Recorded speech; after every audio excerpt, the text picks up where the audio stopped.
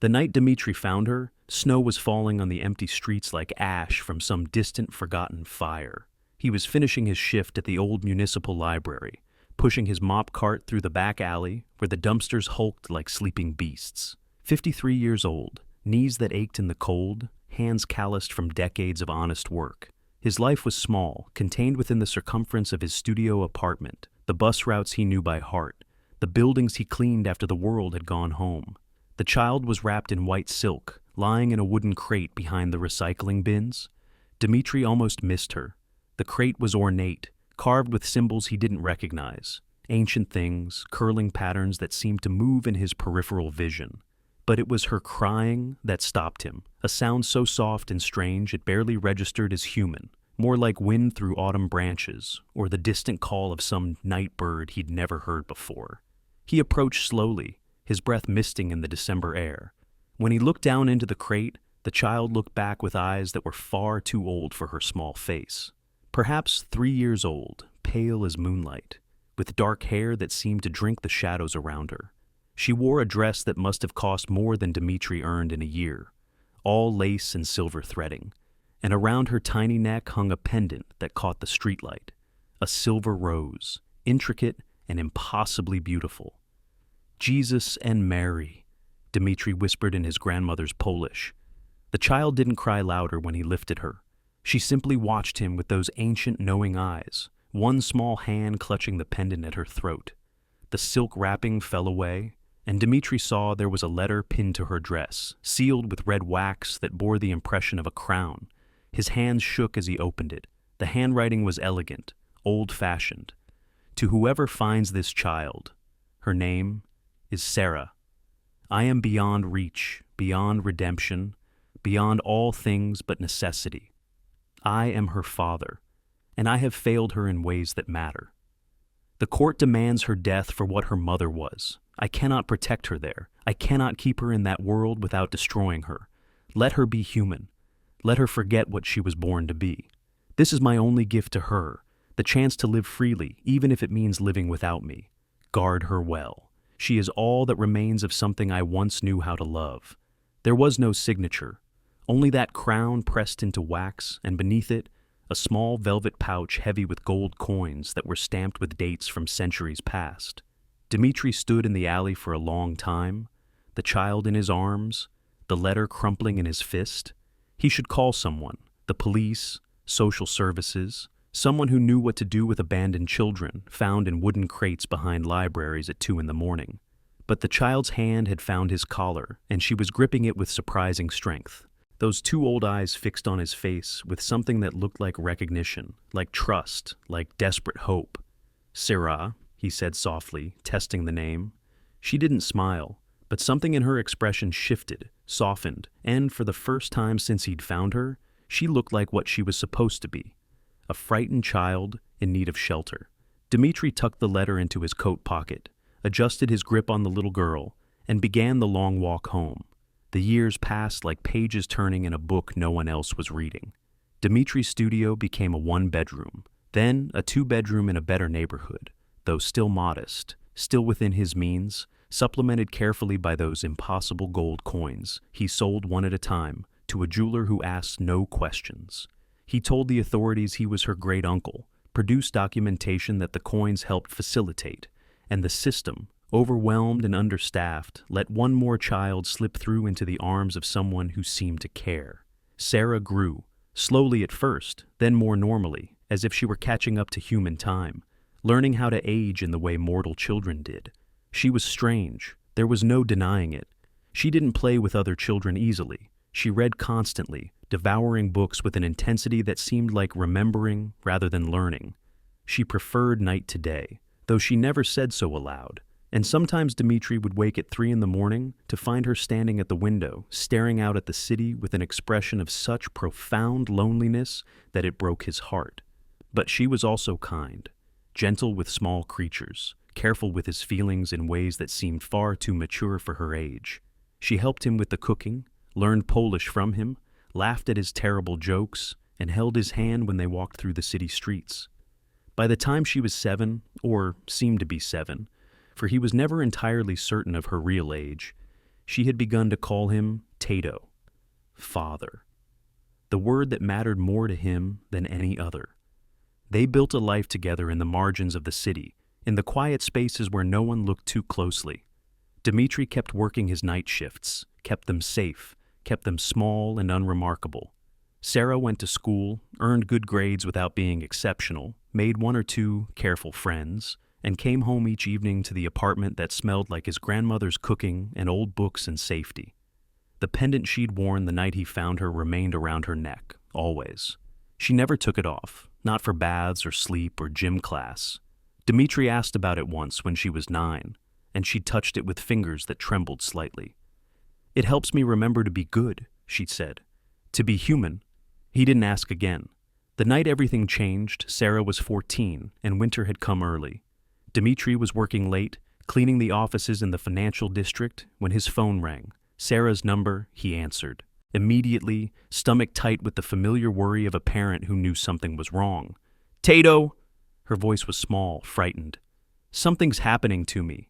He left work without explanation, caught a taxi he couldn't afford, and found her in their apartment bathroom with the lights off. She was sitting on the floor, knees drawn up, and even in the darkness he could see that she was glowing slightly, a faint luminescence that shouldn't exist. "I'm sorry," she whispered. "I tried to stop it. I'm trying so hard to be normal." Dmitri knelt beside her, his knees protesting, and pulled her into his arms. She was cold, colder than she'd ever been, and when he looked at her face, he saw her eyes had changed. Still brown, still his daughter's eyes, but with something older swimming beneath, something vast and ancient and not quite human. "Tell me what's happening," he said gently. "I'm changing." Her voice cracked. "I'm becoming what I was supposed to be, what he was, what my mother died for being." She looked up at him, tears streaming down her luminous face. "I don't want to be a monster. I want to stay here with you. I want to be human." Dmitri held her tighter. "You're not a monster. You could never be a monster. You don't understand." She was shaking now, her whole body trembling with the effort of containing whatever was rising inside her. "I can hear things, hearts beating, blood moving. I can smell life and death, and I'm so hungry, Tato. I'm so hungry, and I don't want to hurt anyone, but I don't know how to stop it." "We'll figure it out," he said firmly. "Together. Whatever this is, whatever you need, we'll find a way." "What if there is no way?" Her voice was barely a whisper. "What if I have to leave? What if staying here puts you in danger?" He pulled back just enough to look at her, to let her see his face, lined now with age and work and love. "Then we face that together too. You're my daughter. That doesn't change. It won't ever change." Something in her expression broke then. Centuries of loneliness and fear finally finding a safe place to land. She buried her face against his shoulder and cried, truly cried, the way she never had before, while the glow around her slowly faded and the hunger subsided, and she became, once again, just a frightened 14-year-old girl in her father's arms. But Dmitri knew, holding her there on the bathroom floor, that this was only the beginning. Whatever she'd been born to be was waking up, and soon they would have to face the truth he'd spent 10 years trying to protect her from. The man appeared on a Tuesday evening in late November, standing outside their apartment building like a shadow that had learned to hold a human shape. Dmitri saw him first, coming home from his shift at dawn, tall, impossibly elegant, dressed in black that seemed to absorb the early morning light.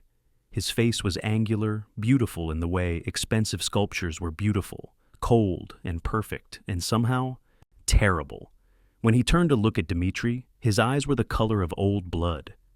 "You are the one who found her," the man said. Not a question. His voice carried centuries, languages that had died before cities were born. Dmitri's hand tightened on his keys. "I don't know what you're talking about. Please." The word was soft, almost gentle. "I've been searching for 11 years. I've tracked every rumor, followed every whisper. I know she's here. I know she's alive. I only want to know that she's safe." "Who are you?" The man's smile was terrible in its sadness. "I believe the letter said enough. I am her father. My name is Alexander, though I have worn many names across many lifetimes. And I am here because the court has finally discovered what I did, and they are coming for her." The world seemed to tilt slightly. Dmitri found himself sitting on the building's front steps, suddenly exhausted. "You left her in an alley." "I left her with a chance." Alexander moved closer, though he was careful to maintain distance. "The vampire court does not forgive mixed blood. Her mother was human, a woman I loved and lost to the very nature of what I am. When Sarah was born, the court demanded her execution. She was 3 years old, just beginning to understand language, and they would have drained her and burned her and scattered her ashes as an example." His voice didn't rise, but something in it made the morning air feel colder. "I am a king among my kind, but even I could not protect her there. So I did the only thing I could. I gave her up. I gave her humanity. I gave her you. Why now?" Dmitri's voice was hoarse. "Why come back after all these years?" "Because there has been a shift in power. The old council has fallen. New voices have risen, and they are hunting for anyone with mixed blood to prove their strength. They know about Sarah. They know she survived, and they will not stop until they find her." Dmitri looked up at this ancient creature standing in the weak November dawn. "What do you want me to do?" "Let me see her. Let me teach her what she needs to know to survive. And then," Alexander's voice softened almost imperceptibly, "then let her choose. Human life with you, or immortal existence in a world that will never fully accept her. I will honor whatever she decides." Sarah was doing homework when Dmitri brought Alexander into their apartment. She looked up from her history textbook, and Dmitri watched her face go through a dozen expressions in the space of a heartbeat: confusion, recognition, fear, anger, and something else. Something that looked like remembering. "Hello, daughter," Alexander said quietly. She stood slowly, her hand going to the pendant at her throat. "I know you." "Fragments, perhaps. Memory before language. I held you when you were born. I taught you your first words in the old tongue, and I left you here because I loved you more than I loved having you near me." Sarah's eyes were bright with tears she wouldn't let fall. "You abandoned me." "Yes." "You left me in an alley like trash." "Yes." "You let me think I was alone in the world." "Yes." Alexander's voice cracked slightly, the first sign of emotion breaking through his careful control. "And I would do it again. Every time, because you're alive, you're here. You've had 14 years of life instead of 3 years, and an executioner's blade. If that requires me to be the villain in your story, I accept that burden gladly." Dmitri watched his daughter's face, saw the war happening behind her eyes. Finally, she said, "Tato told me you're here because of danger. The court is hunting you. They will find you eventually, next week, next month, next year. And when they do, they will try to kill you unless you're strong enough to defend yourself, or unless you're hidden so deeply in humanity that you cease to register as vampire at all." "Can that be done?" Dmitri asked. Alexander looked at him, and for a moment something like respect flickered in those ancient eyes. With training, with sacrifice, with complete suppression of her nature, she would need to never feed, never use her gifts, never acknowledge what she is. It would be painful, limiting. It would mean living as a shadow of what she could be. "But I could stay human," Sarah said. "I could stay here, with him." "Yes." She looked at Dmitri then, and he saw all 14 years of their life together in her eyes.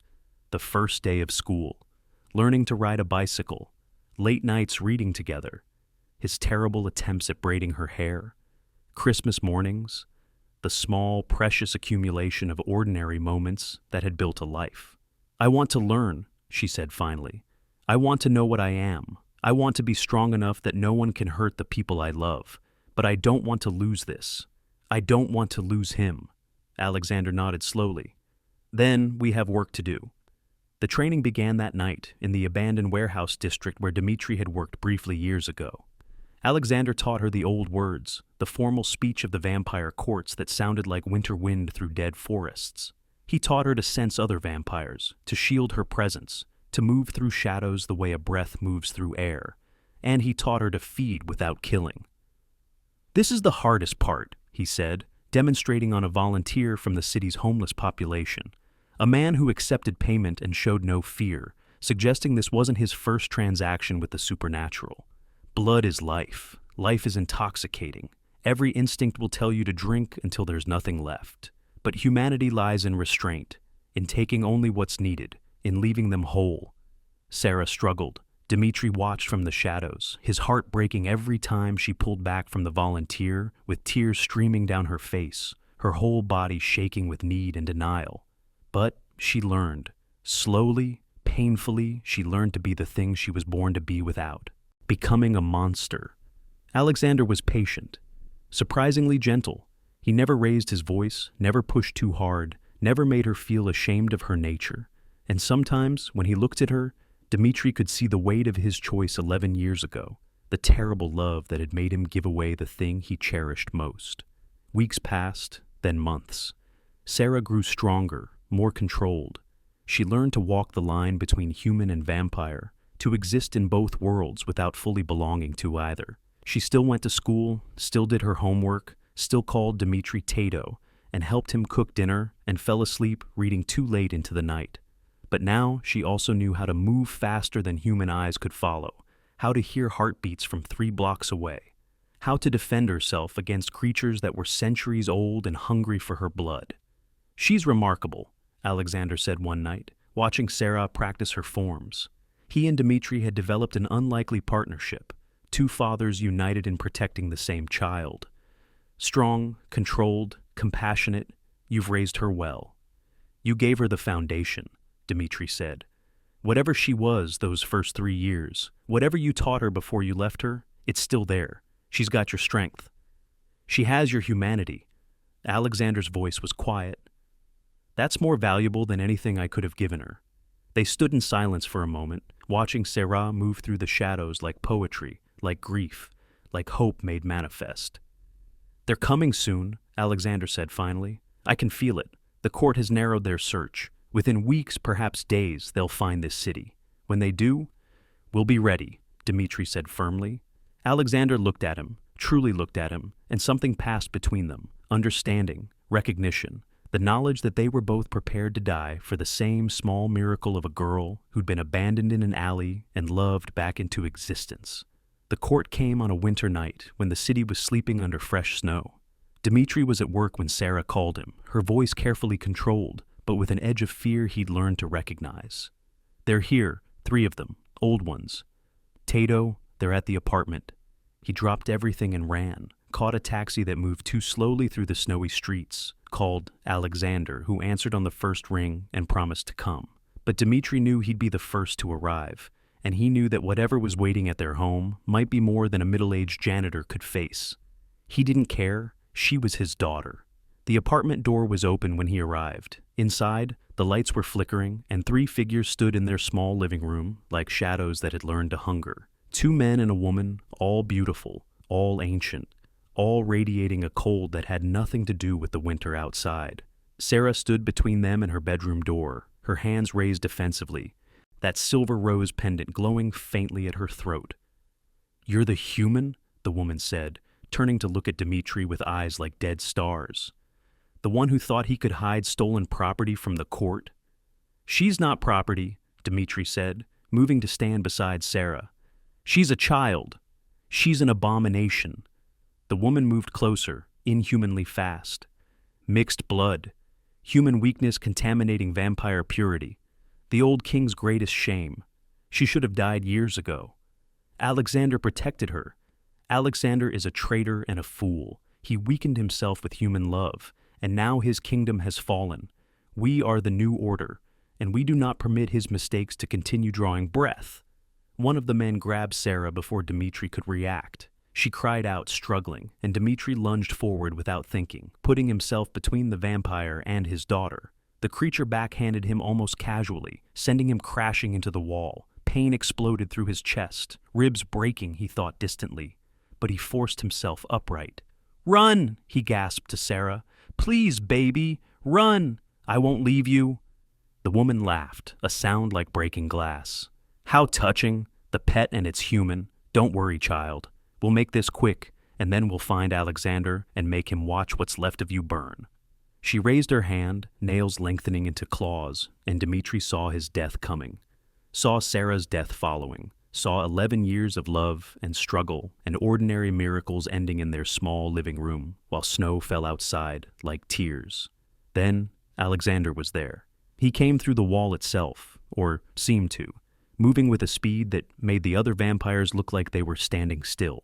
He grabbed the woman by the throat and lifted her, his face transformed into something terrible and ancient and absolutely merciless. "You dare," he said, his voice resonating with power that made the walls shake. "You dare come into her home, threaten her life, touch what is mine." The other two vampires attacked, but Alexander moved like violence given form, like centuries of rage finally unleashed. He fought with precision and fury, defending the doorway where Sarah stood frozen, protecting Dmitri, who was struggling to breathe with broken ribs, holding back 3 court assassins with the absolute certainty of a father defending his child. It was over in moments. The 3 vampires fled, wounded, their confidence shattered. Alexander didn't pursue. He simply stood in the wreckage of the living room, breathing hard, looking at Sarah with eyes that held too much love for one lifetime to contain. "I'm sorry," he said. "I should have protected you better. Should have hidden you more carefully. Should have—" Sarah crossed the room and wrapped her arms around him. "You came," she whispered. "You saved us." And Dmitri, watching from where he'd collapsed against the wall, saw Alexander's face crumple with an emotion too vast for words. Saw this ancient king, this creature of darkness and power, simply hold his daughter and shake with relief that she was alive. The hospital kept Dmitri for 3 days while his ribs healed and his bruises faded from purple to yellow. Sarah never left his side, sleeping in the chair next to his bed, holding his hand whenever he woke from morphine-induced dreams. Alexander came and went like a shadow, always just before dawn, always just after dusk, keeping watch from the margins. "The court will come again," he said on the second night. "With more numbers, more power. They'll never stop hunting her now." "Then we make her disappear," Dmitri said. His chest ached, but his voice was steady. "Really disappear. New city, new names, new life. It won't be enough." Alexander looked at Sarah, who was sleeping fitfully in her chair. "They'll always find her, unless what? Unless she completes the transformation, becomes fully vampire, claims her birthright as my heir." He said it reluctantly, as if the words cost him something. "As my daughter, properly acknowledged, under my protection, she would be untouchable. The court couldn't harm her without declaring war on me, and I still have enough allies that they won't risk that. Not yet." "But she'd lose her humanity," Dmitri said. "Yes. She'd have to leave this life, leave school, leave everything she knows." "Yes. Leave me." Alexander met his eyes. "I wouldn't take her from you. You're her father as much as I am. More, in the ways that matter. But yes, she would need to enter my world, live among my kind, learn to be what she was born to be." Dmitri looked at his daughter sleeping in the chair, her hand still gripping his. 14 years old and caught between worlds, belonging fully to neither, endangered by existing at all. "Let her choose," he said finally. "When she's older, when she understands everything. But until then, we protect her, together, both of us." Alexander nodded slowly. "Both of us." They moved to a new city after Dmitri was released from the hospital, somewhere smaller, quieter, where the vampire court's influence was less pervasive. Dmitri found work, Sarah enrolled in school under a new name, and Alexander remained close, teaching her, training her, preparing her for the choice she would eventually have to make. Years passed in a strange new equilibrium. Sarah turned 16, then 17. She grew into a young woman who carried herself with preternatural grace but laughed at terrible jokes and cried at sad movies. She maintained perfect control over her vampire nature while refusing to give up the small human pleasures that made life worth living. "I want both," she told them one night, sitting at their kitchen table with her 2 fathers on either side. "I want to be strong enough to protect myself and the people I love, but I want to remember what it's like to be human, to be fragile, to be temporary, because that's what makes things matter. You can't exist between worlds forever," Alexander said gently. "Eventually, you'll have to choose." "Then I choose this," she said, gesturing to encompass the small kitchen. The 2 men who loved her, the life they'd built together from abandonment and chance and stubborn hope. I choose family. I choose love. I choose making my own path, even if it means I never fully belong anywhere. Dmitri reached across the table and took her hand. That's my girl. Alexander smiled, a real smile, rare and beautiful. Our girl. On the night of Sarah's 18th birthday, they stood together on a rooftop overlooking the city, 3 figures silhouetted against the winter sky. Dmitri was graying now, his body carrying the accumulated weight of years and labor and love. Alexander was unchanged, eternal, a constant in a world of flux, and between them stood Sarah, no longer a child, no longer fully human, no longer defined by the circumstances of her birth or the nature she'd inherited. I've decided, she said, I want to stay human as long as I can. I want to finish school, go to college, have a life. And when that life reaches its natural end, when Tato, her voice caught slightly, when the people I love start to fade, then I'll choose. Then I'll become what I was born to be. You'll outlive me by decades if you remain human, Dmitri said. Maybe longer. I know. She squeezed his hand. But I'll have those decades with you. That matters more than immortality. Alexander was quiet for a long moment, looking out at the city lights spread below them like fallen stars.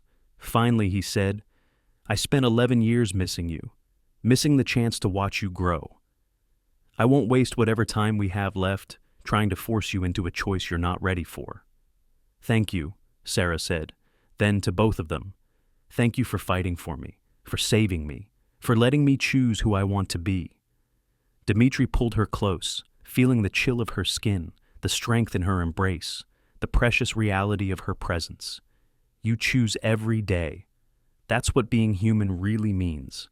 They stood there together as snow began to fall, 3 souls bound by love and choice and the stubborn refusal to let the world dictate their story.